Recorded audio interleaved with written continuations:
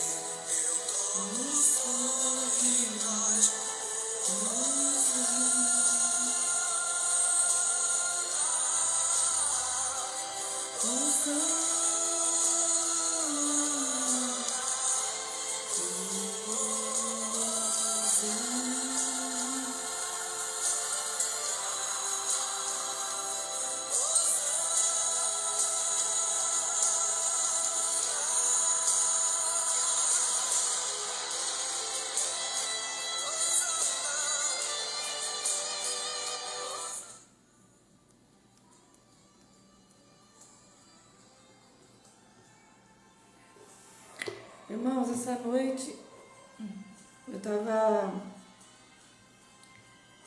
meditando naquilo que o Senhor falou no domingo, na igreja, e eu comecei a questionar o Senhor, porque Ele deu uma espada e colocou uma lança na nossa mão, né? A lança para fazer decretos e a espada é a palavra.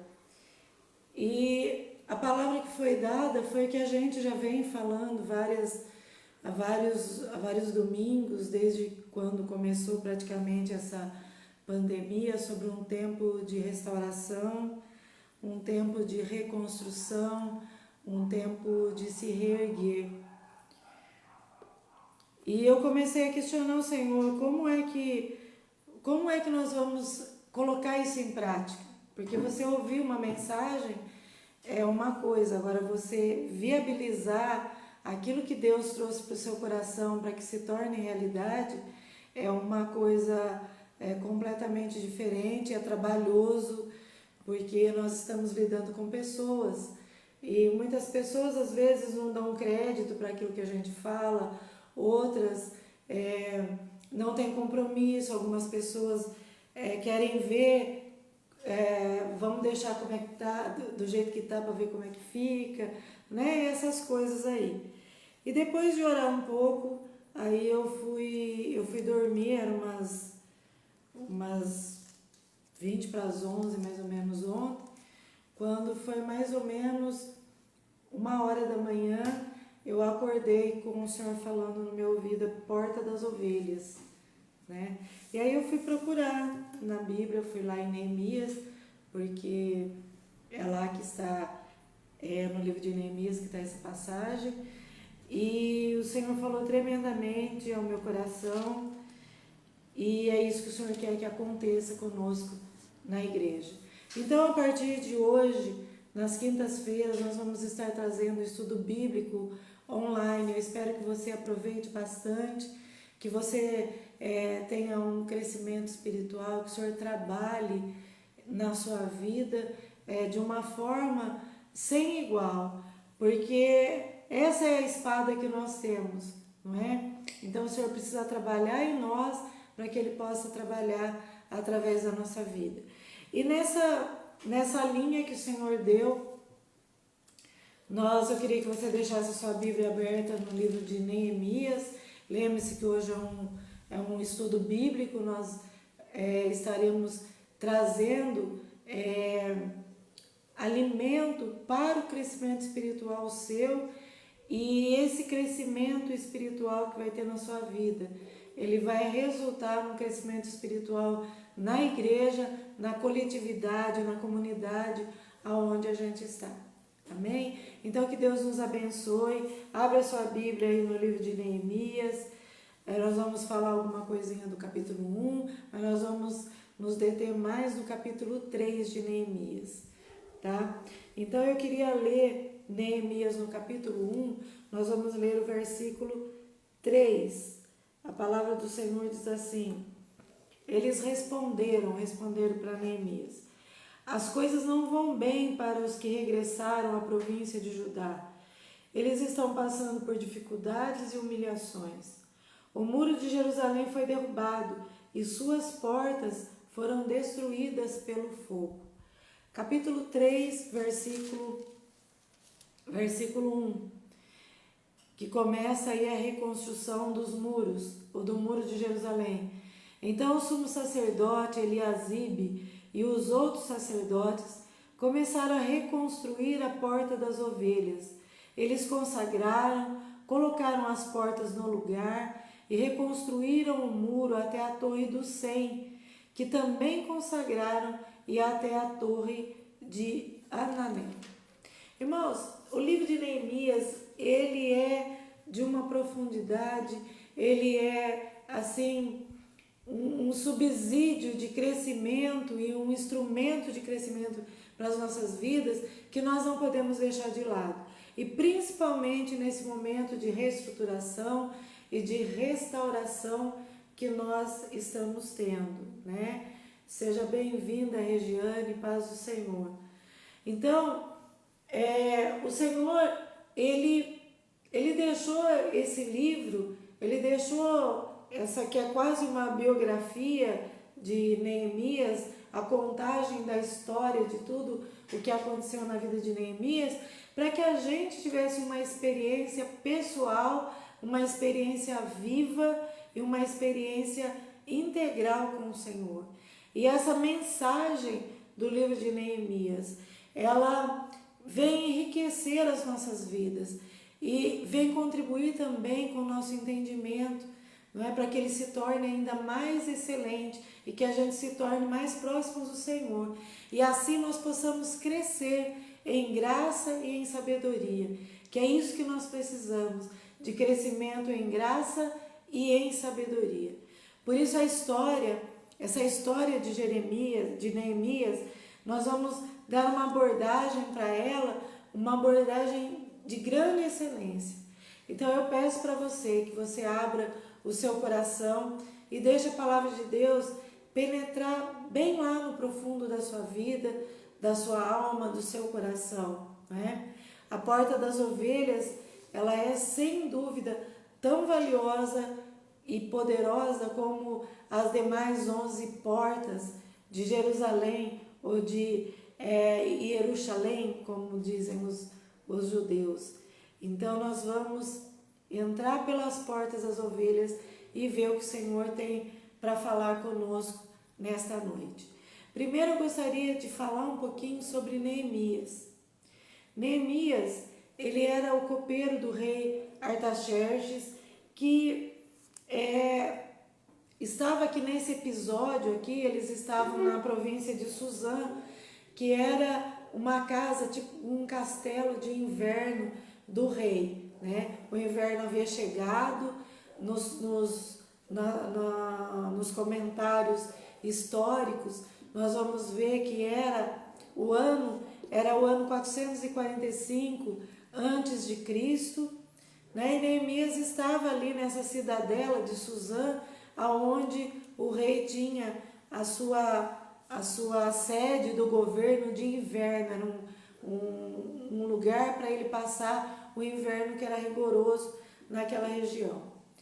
Mas é incrível a gente perceber na história da palavra de Deus que uma geração antes, nesse mesmo lugar, Esther e Mordecai, eles conseguiram salvar os judeus da matança tramada por Amã, daquela trama que Amã havia feito para acabar com os judeus. E Neemias estava entre os judeus que ainda moravam fora do seu país, mesmo 90 anos depois que Zorobabel voltou para reconstruir o templo e povoar novamente a cidade de Jerusalém. Neemias foi copeiro do rei Artaxerxes e era uma pessoa respeitada pelo homem mais poderoso do mundo, era um rei persa, ele era muito poderoso. A função de Neemias ali no palácio era provar todas as bebidas que o rei iria beber, porque se tivesse algum veneno na bebida, o rei não morria, não é verdade? Irmã Maria Helena Graciano, paz do Senhor, seja bem-vinda. Então, olha só, Neemias estava ali, a Bíblia aqui no primeiro capítulo conta que ele estava ali nessa fortaleza de Suzã, quando um dos seus irmãos, chamado Anani, fez uma viagem de mais ou menos cerca de 1.600 quilômetros de Jerusalém a Suzã para visitar o seu irmão. E ele foi junto com alguns homens, diz a Bíblia, foi junto com alguns companheiros seus. Anani foi junto com alguns companheiros seus e fizeram essa viagem longínqua para chegar até Neemias. E as notícias que eles levaram entristeceram muito Neemias. Olha só o que a Bíblia diz, né? Neemias fala assim: Anani, um de meus irmãos, veio me visitar com alguns homens que haviam chegado de Judá. Perguntei-lhes a respeito dos judeus que haviam regressado do cativeiro e da situação em Jerusalém. E eles responderam: as coisas não vão bem para os que regressaram à província de Judá. Eles estão passando por dificuldades e humilhações.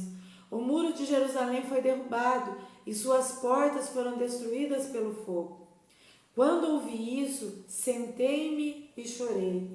Durante alguns dias lamentei, jejuei e orei ao Deus do céu.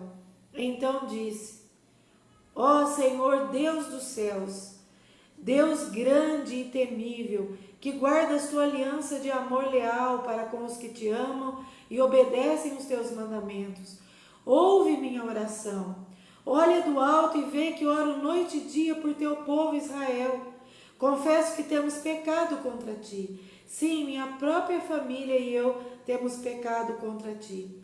Não temos obedecido os teus mandamentos, decretos e estatutos que nos deste por meio do teu servo Moisés.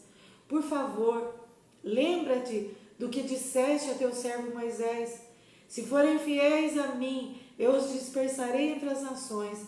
Mas se voltarem para mim e obedecerem a meus mandamentos e viverem de acordo com eles, então mesmo que sejam exilados nos confins da terra, eu os reunirei e os trarei de volta ao lugar que eu escolhi para estabelecer o meu nome.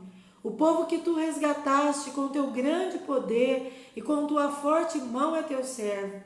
Ó Senhor, por favor, ouve a oração deste teu servo, ouve as orações de teus servos que se agradam em te honrar. Peço que me concedas êxito hoje e que o rei me seja favorável. Então, olha só, Neemias recebeu uma notícia triste.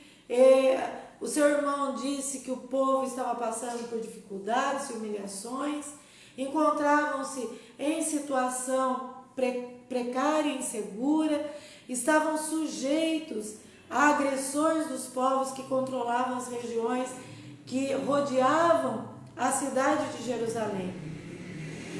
Neemias ficou tremendamente preocupado com o bem-estar de todo o povo, dos seus parentes, das pessoas que ele amavam, daqueles que eram seus compatriotas, daqueles que serviam ao Senhor junto com ele. E a Bíblia diz que Neemias não ficou só na preocupação. Ele recebeu aquela notícia, a gente vê que ele estava preocupado porque foi ele que fez a pergunta para seu irmão. Mas ele não ficou só na preocupação, no campo da preocupação. Neemias, ele tomou uma posição e tomou uma atitude.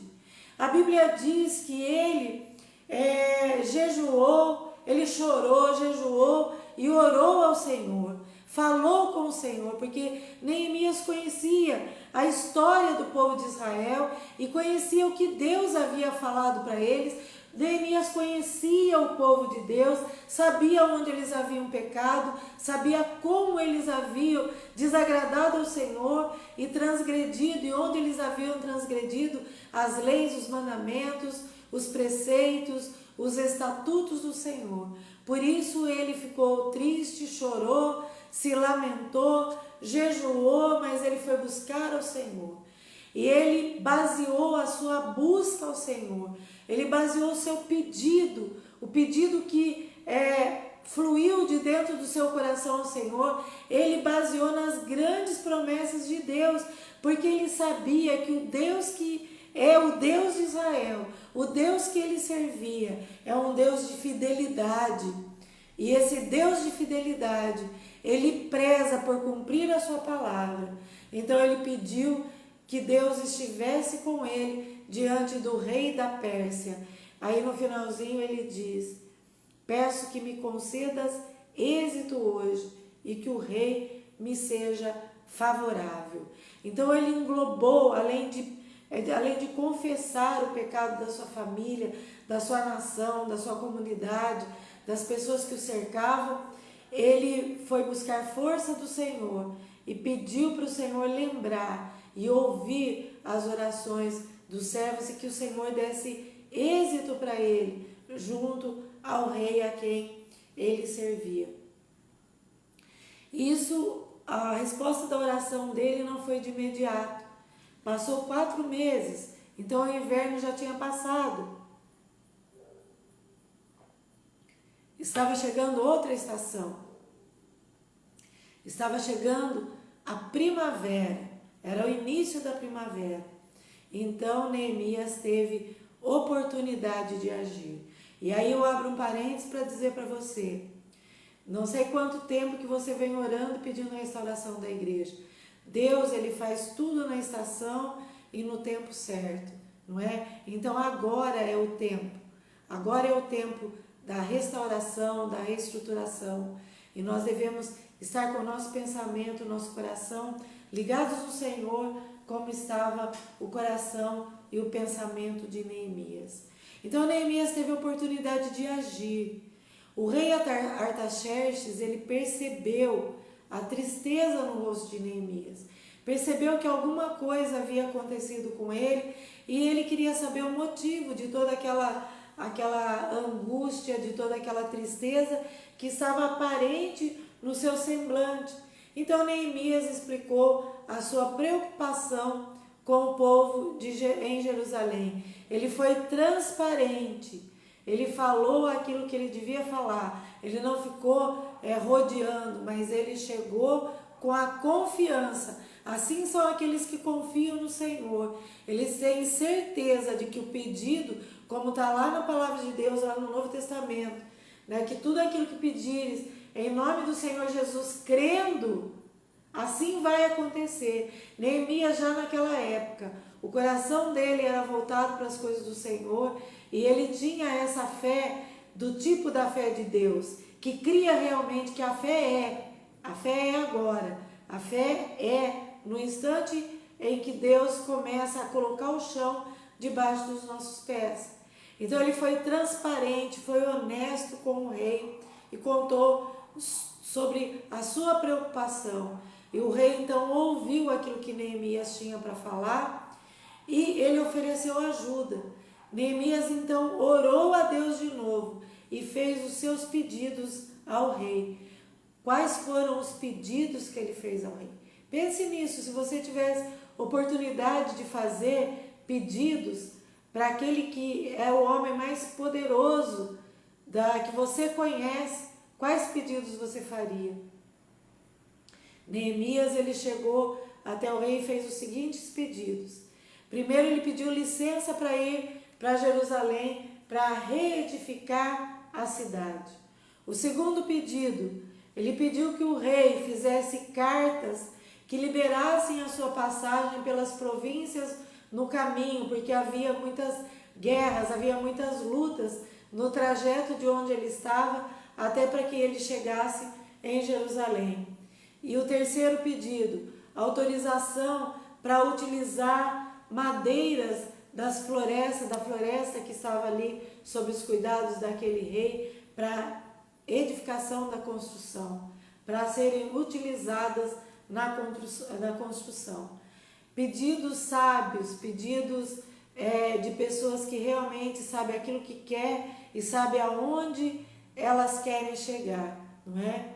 Então, assim, com a mão forte de Deus do seu lado, o rei atendeu tudo aquilo que Neemias pediu para ele. Então, Neemias partiu em direção à cidade de Jerusalém. A história nos conta que Neemias era um copeiro do rei.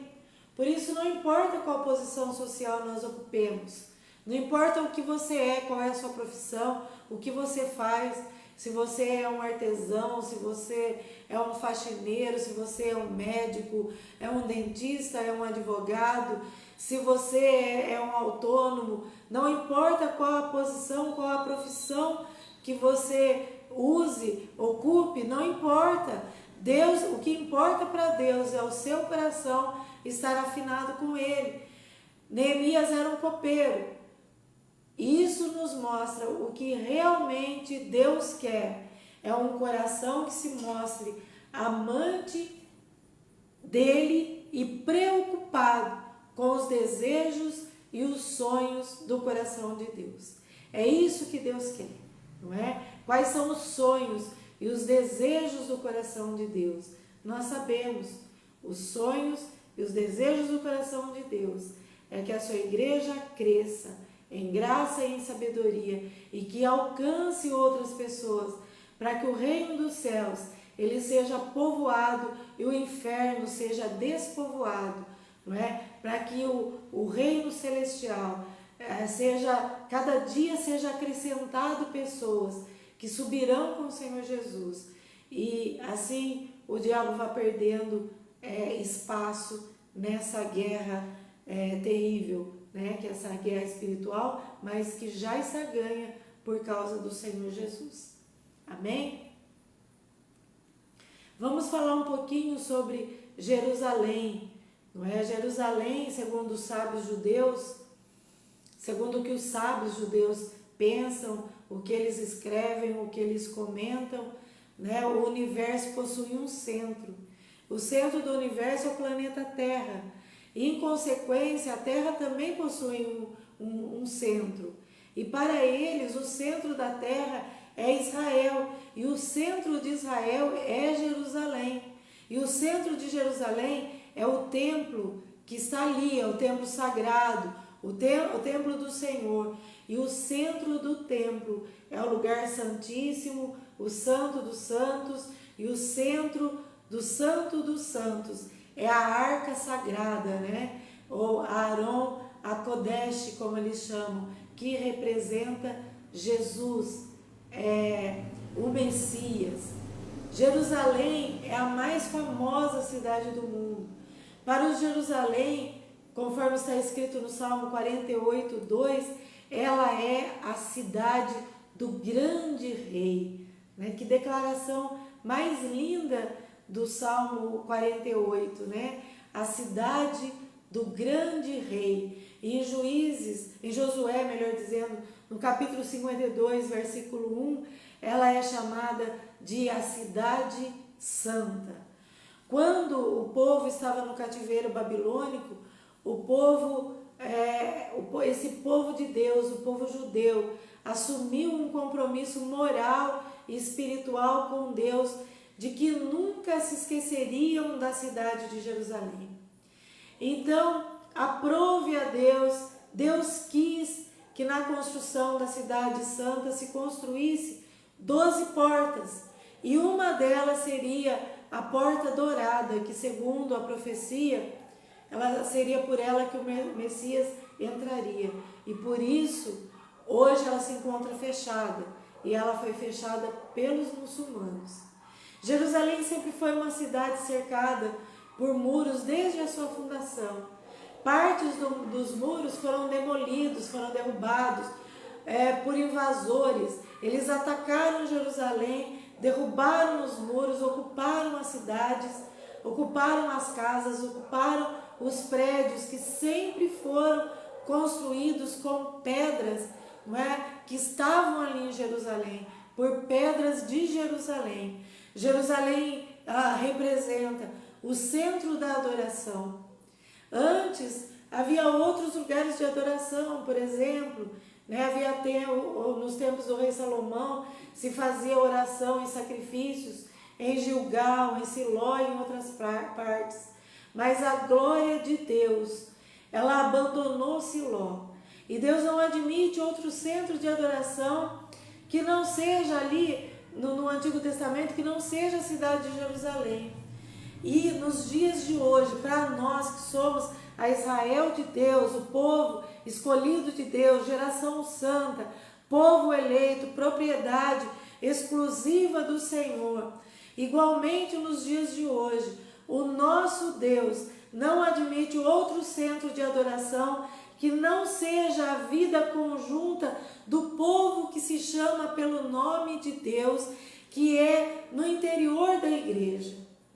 Não é? A igreja é o local de adoração onde nós nos reunimos, né? O centro da adoração da Israel de Deus, hoje, em pleno século 21, não é? 2020, século 21, um ano que vai ficar marcado na história. Hoje Deus fala para você que Ele não admite outro lugar de adoração que não seja a igreja dele, que é formada pelo povo escolhido por Ele, a Israel de Deus. Não é esse povo que é a menina dos olhos de Deus.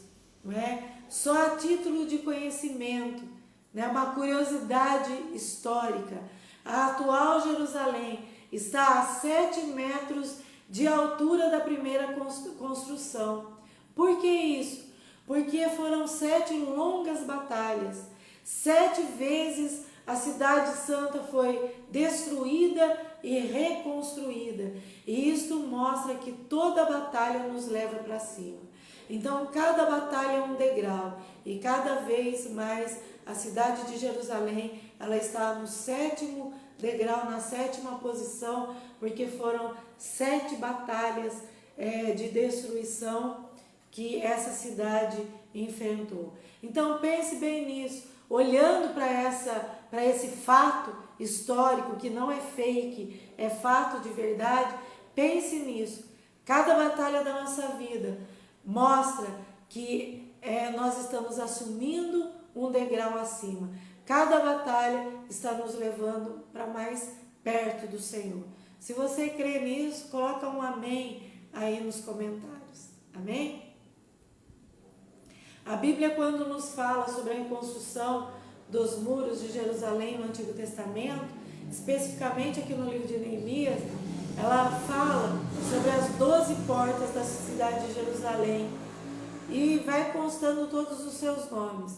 Então, conforme a gente for estudando, a gente vai falando o nome dessas portas, né?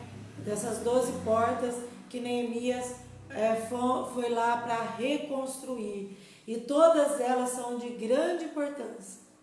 Porque como não havia praças, lugares públicos, como a gente vê hoje por aí, né, nas antigas cidades da Palestina, não havia. O povo então se concentrava em frente ou junto às portas. E começaram desde então essas portas a ser sinônimo de lugar público, lugar de reunião, né? Assim como Ágora, que é a praça principal da Grécia, ou o Fórum Romano, onde as pessoas se reuniam. E na ocasião das guerras, as guarnições, os soldados que iam defender a cidade, não é? Elas ficavam redobradas, essas guarnições ficavam redobradas junto às portas do muro, pois quando se conquistavam as portas, era sinal de que a cidade já havia sido subjugada, ou seja, que o inimigo havia vencido aquela batalha. Hoje nós vamos falar um pouquinho sobre a primeira porta, que é a porta das ovelhas. E talvez muitos de nós não saibamos, ou nem tivemos curiosidade, ou a gente nem leu, ou não se preocupou com a real função, a real finalidade dessa chamada porta das ovelhas, né? Então preste atenção.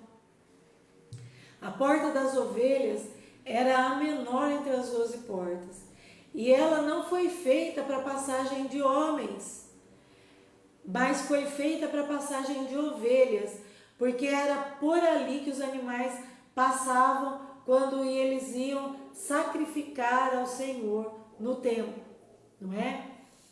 Então, posteriormente, após passar por essa porta, elas passavam por 5 tanques, onde os animais eram lavados, eram limpos, e só então eles poderiam ser levados até o templo para serem sacrificados no santuário.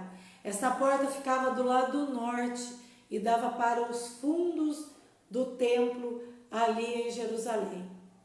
A primeira porta que foi restaurada por Neemias foi a porta das ovelhas. Está aí em Neemias 3, versículo 1, que nós já lemos, né? Diz assim: então o sumo sacerdote Eliasibe e os outros sacerdotes começaram a reconstruir a porta das ovelhas. Eles a consagraram, colocaram as portas no lugar e reconstruíram o muro até a torre do Sem, que também consagraram, e até a torre de Ananel. Então, mas por que a primeira porta a ser reconstruída foi a porta das ovelhas? Porque se havia 12 portas, justamente a porta das ovelhas foi escolhida para ser a primeira a ser restaurada, o que levou Neemias a reconstruir primeiramente a porta das ovelhas. Essa e outras respostas a gente vai no desenrolar dessa pequena reflexão, nós vamos encontrar as respostas, porque aqui, nessas perguntas e nessas respostas, tem uma tremenda revelação da parte de Deus para a nossa vida pessoal, para os nossos ministérios, para a nossa igreja. Porta das ovelhas, não é? Em primeiro lugar, quando Neemias restaurou a porta das ovelhas, ele estava nos dando algumas revelações profundas que, mesmo sem saber, ele estava sendo usado para que hoje a gente recebesse a mensagem de Deus e essa mensagem chegasse até nós. E assim então Neemias primeiramente nos mostra que restaurar a porta das ovelhas representava o novo nascimento, representava o nascer de novo. Neemias sabia que a primeira coisa a se fazer a chegar em Jerusalém seria apresentar um sacrifício ao Senhor, seria fazer um sacrifício ao Senhor. O povo teria que apresentar os seus pecados e mostrar arrependimento diante do Senhor. E assim, através do sacrifício que era feito, o povo, ele receberia perdão dos seus pecados. E isso nos mostra, nos ensina que somente o verdadeiro arrependimento nos leva a sermos aceitos diante de Deus. É tempo de nós, como ovelhas do Senhor, nós somos chamados de ovelhas do rebanho do bom pastor. É tempo de nós olharmos para nós. É tempo de vermos que o Senhor nos chama para arrependimento, para confissão de pecados. Ah, mas eu estou há tanto tempo dentro da igreja, a minha caminhada não é de hoje.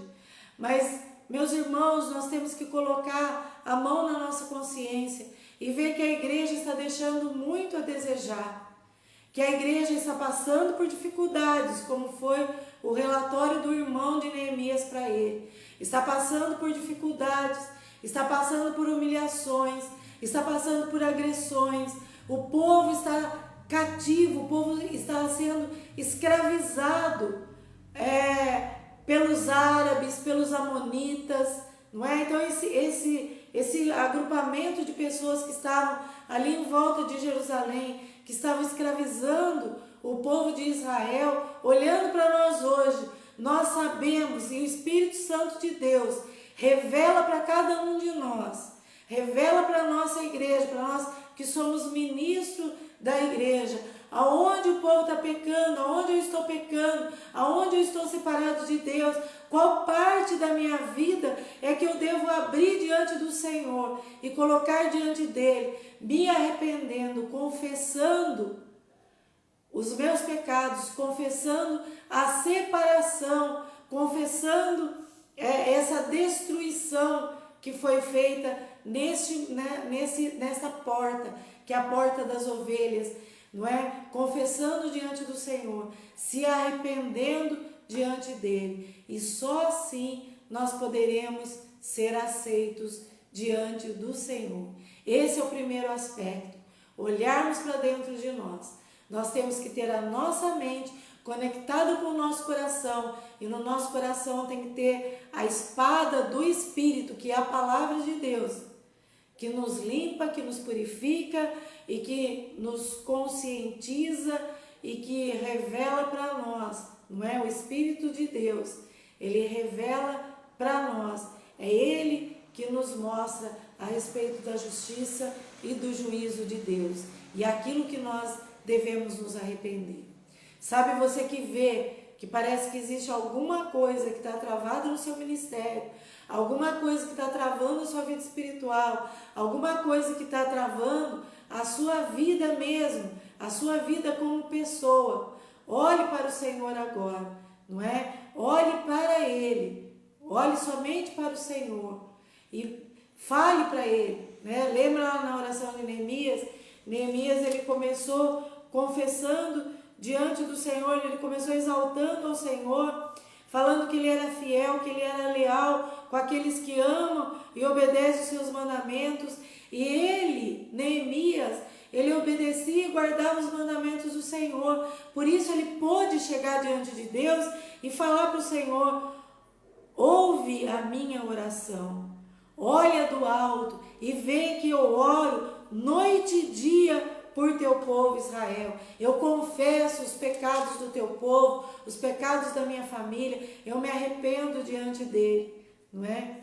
E a gente já deu uma pincelada e nós vimos que Deus realmente ouviu a oração de Neemias em todas as partes, em tudo aquilo que Neemias pediu para ele, o Senhor ouviu aquilo que Neemias falava. Primeiro lugar, então, a restauração da porta das ovelhas nos aponta para um verdadeiro arrependimento. Não é? Arrependimento não é remorso, é uma verdadeira conversão. Nós chegamos a um ponto, nós paramos, tomamos uma posição, nos convertemos, viramos totalmente de posição e agora nós tomamos o rumo certo, não é? É isso que o arrependimento faz. Preste bastante atenção nisso. Em segundo lugar, né, o motivo, o aspecto que levou Neemias a restaurar primeiramente a porta das ovelhas foi que Cristo, ele viria como o nosso Senhor e Salvador, ele viria na forma de ovelha, como ovelha, né? Não na forma física de uma ovelha, mas ele viria como ovelha e entraria por uma porta que ninguém poderia passar, porque assim como a porta das ovelhas, a porta era estreita e era pequena. Quando João, os seus olhos contemplaram o Senhor, ele disse: eis o Cordeiro de Deus que tira o pecado do mundo. Jesus, ele foi a ovelha que passou por aquela porta pequena, por aquela porta estreita, e essa porta ela representa todo o sacrifício, os açoites, o martírio, os espinhos, né? A coroa de espinho que Jesus ganhou sobre a sua fronte, porque ele seria sacrificado. A Bíblia diz que como ovelha muda, ele foi levado ao matadouro, pela minha vida e pela sua vida, não é? Essa porta representa o cumprimento das profecias feitas pelos profetas messiânicos em favor da salvação dos homens.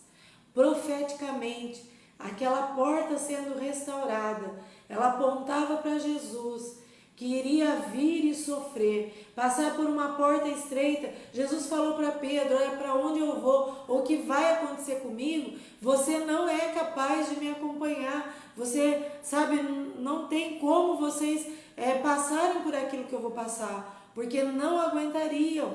Ele era a ovelha, ele era o Cordeiro de Deus, não é? Então, essa porta das ovelhas aponta para Jesus Cristo, o Salvador que se sacrificou em prol de toda a humanidade.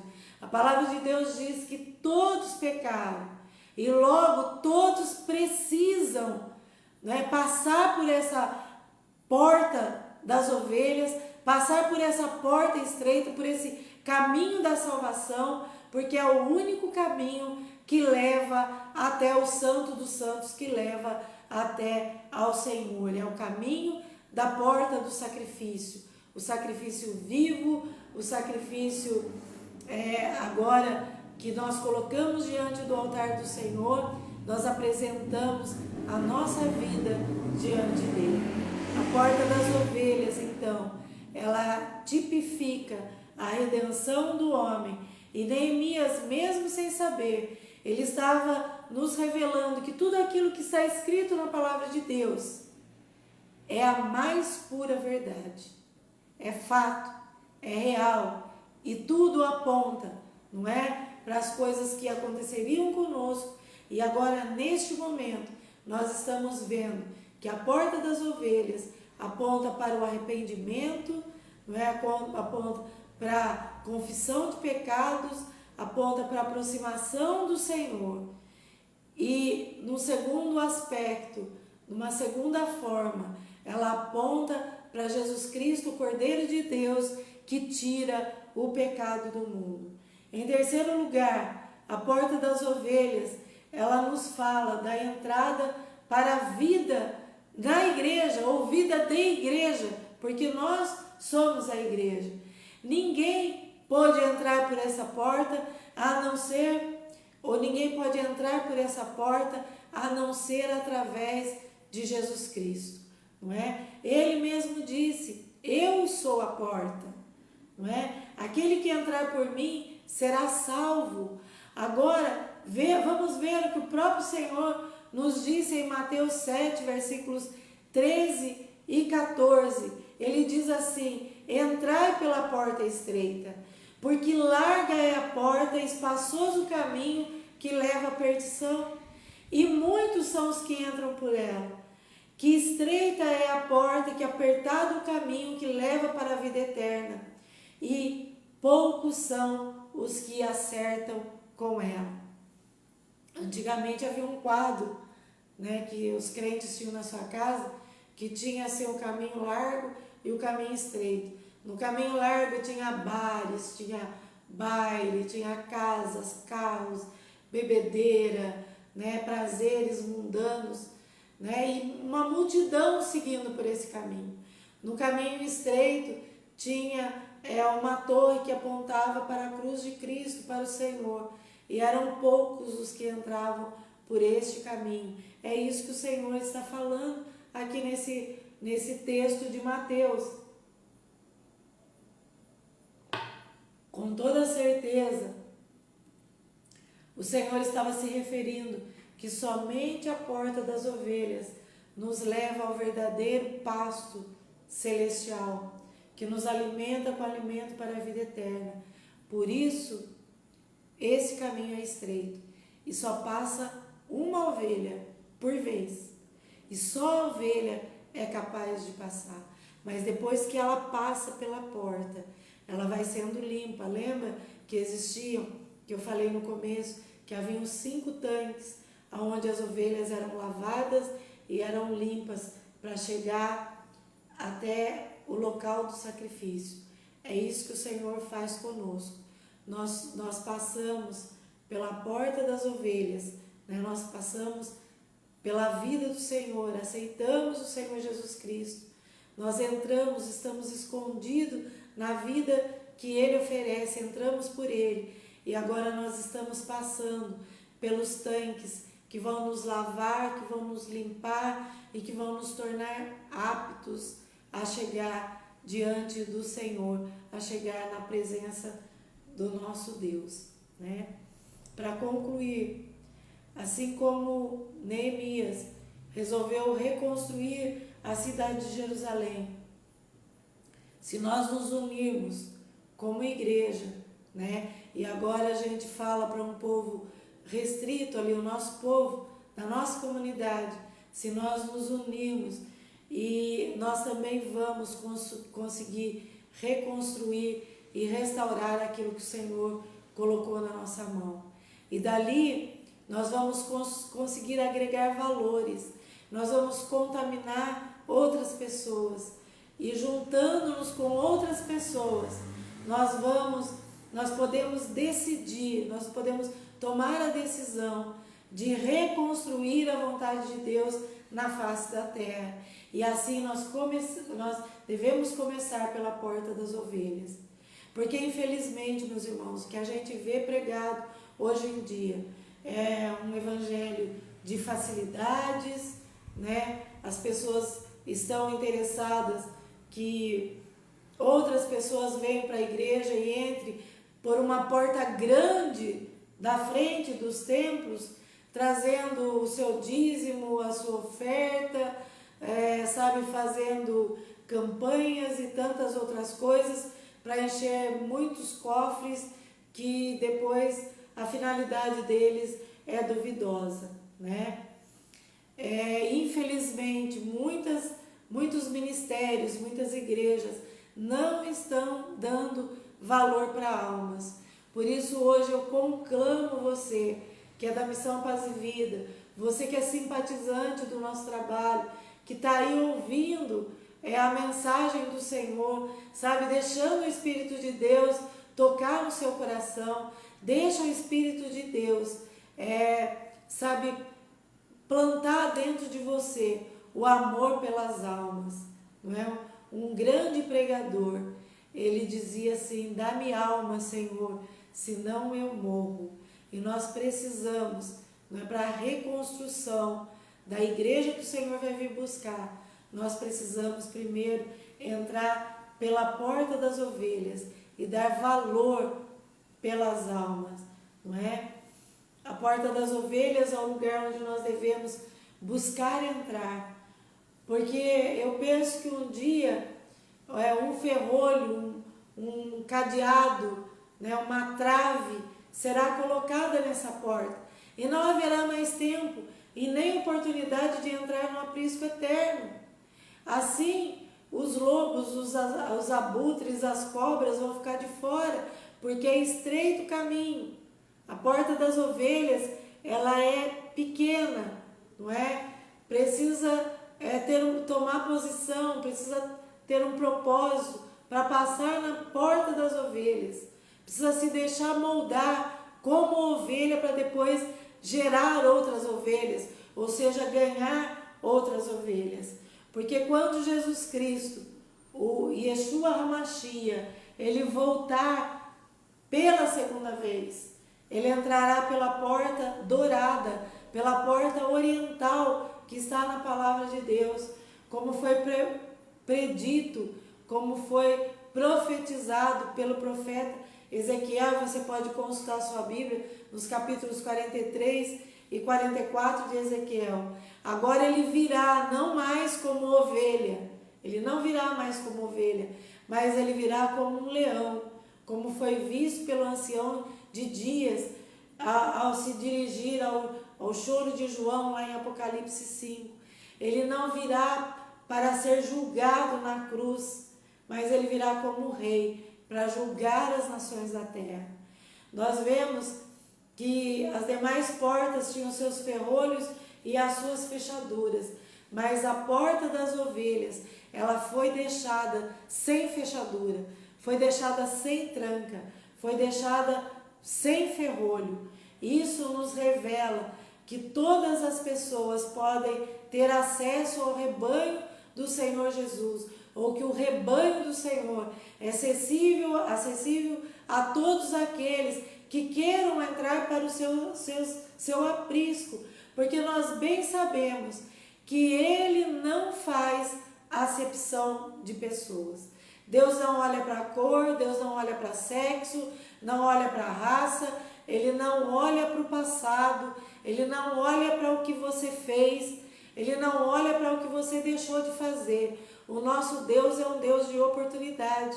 Então a porta das ovelhas, por enquanto, não tem cadeado, não tem fechadura, não tem ferrolho, ela está aberta, e aberta para que todos aqueles que queiram entre para o aprisco do sumo pastor, do grande pastor, do bom pastor, que é o Senhor Jesus Cristo.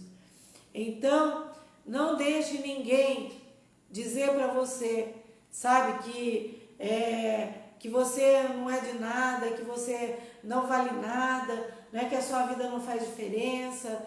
Não deixe ninguém fazer uma avaliação da sua família, dizendo que a sua família não serve para nada. Não deixe, porque a porta das ovelhas, ela foi deixada aberta para que você pudesse ter acesso e para que você pudesse trazer juntamente com você, sabe, para essa porta das ovelhas, para o aprisco, todas quantas pessoas você ame, e que você possa, que você consiga falar do amor desse pastor, de como ele é bom, de que ele é sempre bom, de como ele deu a vida pelas suas ovelhas, né? Mas nós devemos lembrar, a porta ela está com acesso aberto, mas pela porta só entra ovelhas, não é? E se neste momento, e agora é um apelo bem particular para você, é aquele apelo do primeiro aspecto, do primeiro lugar que nós falamos aqui, que é o lugar de arrependimento, é o lugar de confissão, é o lugar de deixarmos as coisas que nos afastam do Senhor, de abandonarmos essas coisas e deixarmos no altar do Senhor. Não é bom lembrarmos que só passa a ovelha, e a ovelha ela é mansa, o seu coração é um coração acessível e ela é facilmente conduzida pelo pastor. Então, se o seu coração tem ódio, se no seu coração tem rancor, se no seu coração tem raiva, se no seu coração tem ira, se no seu coração tem falta de perdão, se você proferiu palavras que não deveriam ser proferidas, não é? Comece a perdoar, comece a colocar diante do Senhor todas essas coisas e abandone no altar do Senhor e se torne uma ovelha cheia de graça, cheia da graça do Senhor, não é? Para que o Senhor possa te encher de sabedoria, de constância e possa te conduzir pela porta das ovelhas, aonde você vai se encontrar realmente com o Supremo Pastor, não é? Então era mais ou menos isso que a gente queria dizer a respeito da porta das ovelhas, né? Pense nisso. Quinta-feira nós estaremos de volta aqui nessa live e a gente vai estar falando provavelmente sobre a porta do peixe. Pense nisso. Pense na porta das ovelhas, não é? Se o seu ego, se você está crescendo demais, né? Se você tem algum ministério, se você tem algum cargo dentro da igreja e você está se vendo como alguém que está muito acima de outras pessoas. Abandone a arrogância de lado. A Bíblia diz que a arrogância é o último passo para que a pessoa chegue à queda. Então não seja arrogante, seja humilde diante do Senhor. Lembre-se que não importa se você é pastor, se você é líder, se você é presbítero, se você é somente um membro de igreja, se você é o faxineiro da igreja, se você é apenas alguém que sabe que é simpatizante com Jesus, lembre-se que nós somos todos iguais e nós temos que ter esse coração de ovelha, né? Como é o coração de ovelha? O coração de ovelha é um coração que se deixa conduzir pelos caminhos do Supremo Pastor.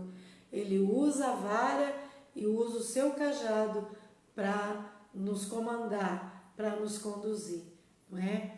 A sua vara, ela nos corrige.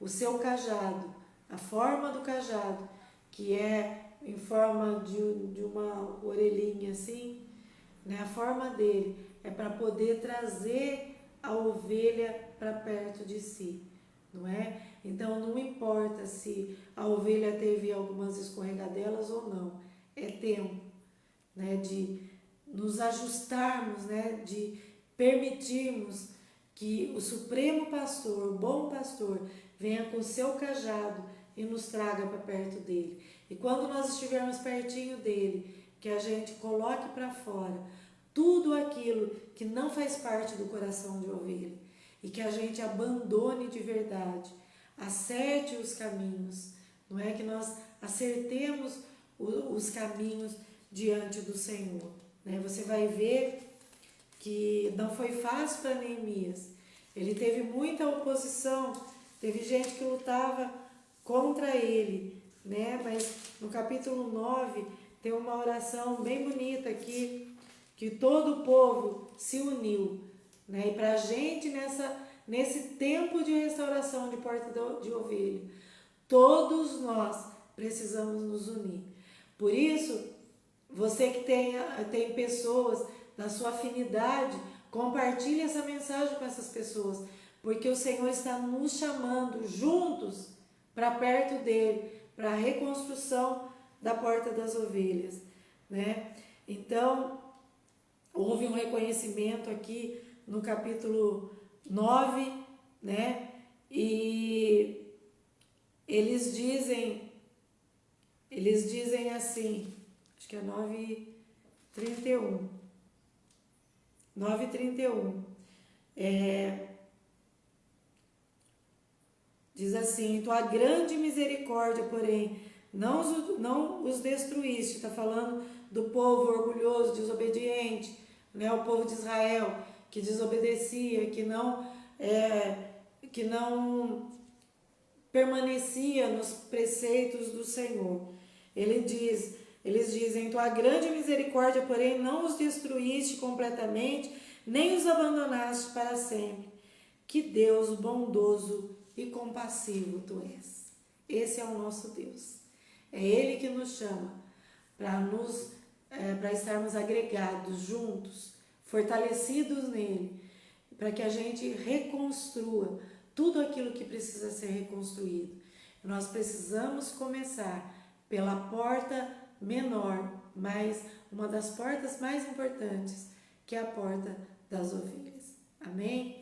Eu espero ter sido uma bênção, que esse estudo seja uma bênção na sua vida e que você possa fazer reflexão e a partir dele falar com outras pessoas e repartir com outras pessoas aquilo que você entendeu. É assim que nós crescemos, é assim que a ovelha cresce. A palavra está sendo ministrada para o seu coração, ela produz uma lavagem no seu interior, porque a palavra de Deus, ela nos limpa e nos purifica.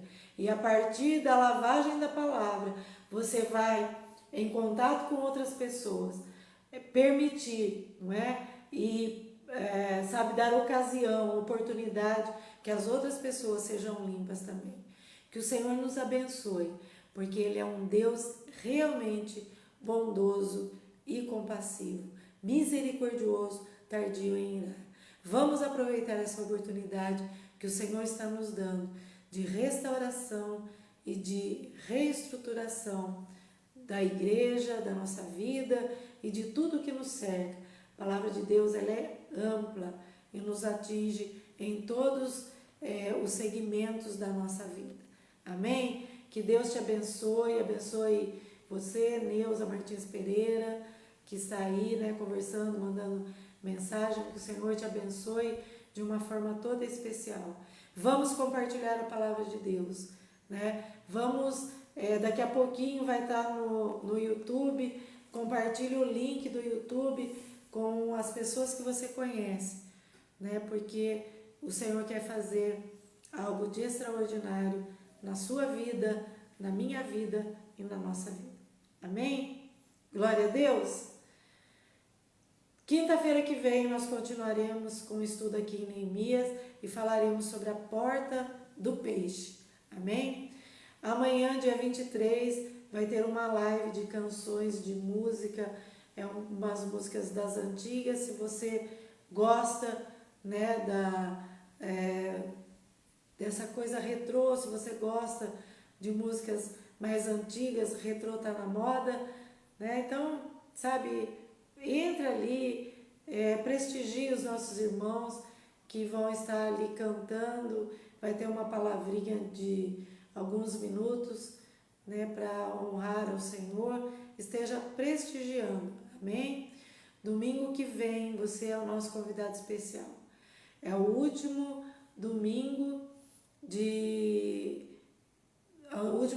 comemoração do aniversário dos 36 anos da Missão Paz e Vida de Mogi Guaçu. Nós teremos ali o pastor Rafael Souza, ele vai estar ministrando a palavra. É muito importante que você vá. Se você conhece alguém que já passou pela igreja, nós não queremos fazer proselitismo, trazer ninguém de outra igreja para a nossa igreja. Mas é importante que as pessoas vejam que os anos vão passando, as gerações vão passando, e aquelas crianças que estavam no começo da missão, lá em 1984, 85, 87, 90, agora são ministros da palavra de Deus. Estão tendo seus ministérios, levando a palavra do Senhor adiante. É para isso que o Senhor nos chamou. Amém? Glória a Deus, que o Senhor te dê uma noite cheia de paz e vida. Amém? Que o Espírito Santo de Deus trabalhe durante a noite no seu coração e que você realmente deposite no altar do Senhor tudo aquilo que está impedindo de você passar pela porta das ovelhas, porque nem um badulaque passa por essa porta. A gente tem que abandonar os badulaques e passar somente nós como ovelhinhas do Supremo Pastor.